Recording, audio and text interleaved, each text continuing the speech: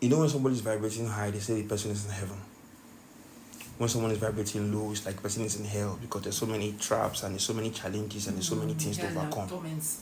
There's also a place, it's called a sunken place. It is a mental or a spiritual graveyard. You remember how I told you that when you heal yourself, you're not just healing yourself, you're healing your ancestors too. Because your ancestors are inside you. When you heal yourself doing shadow work, you free your ancestors from whatever bondage they might be in spiritually. When you honor them through ancestral veneration, they pour drink for them, they pray to them, they greet them, they thank them. All those things you're doing is energizing them. You free them by healing. Now you're energizing them by venerating. What do you think other energy is going to do? When you start to affirm, when you start to speak things that are positive for your life, those energies will make sure those things come true. That's their job. Now, they've made sure those things come true.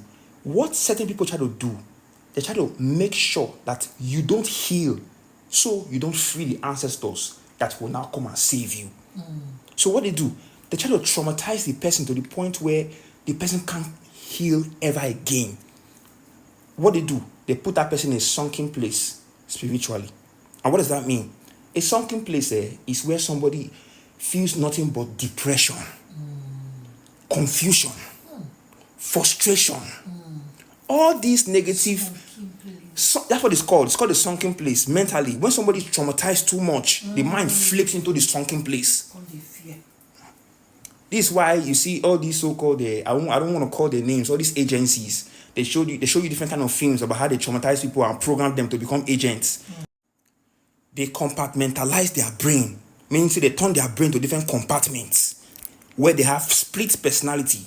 They don't know who they are anymore until maybe you make a particular sound, then they switch. There's somebody today, there's somebody tomorrow. They don't know who they are. It's programming. It happens on a daily. You see the news that you watch that gives you information about what happens around you. That's what they see. It's programmed to give you this information on a frequency to trigger you, to push you more into that sunken place. So you cannot free yourself. So you cannot heal yourself. This is why they tell you that you have 6 a.m. news, 9 a.m. news, 3 p.m. news. Like they give you different intervals of this programming. You know why? It's not to give you information. Because information goes both ways. There's good news and there's bad news. But when it's typically of a particular low frequency, then you know the agenda is to push the mind to break beyond its limits. When you keep pumping something with more pressure than it can take, it will burst, it will break. So when they burst the mind, what will it do?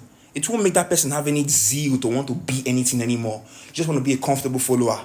Please, I don't want to have issues with you. Just allow me be a comfortable citizen. Allow me be a comfortable person following. I don't want wahala. Please. And that way, they can collect all the money you have in terms of offering or whatever you want to call it. This is the reason why you got to watch where you go to for spiritual fellowship. Because guess what? Not all that glitter is gold. This is why in spirituality, you will have to sit with yourself. It doesn't involve crowd. You're connecting with your ancestors here. It's not mine. It's your own. So to take the man out of that sunken place, heal. And to heal, spend time with yourself. All right? Destiny. So they don't swap their destiny. Yeah, so you don't lose what's valuable to you.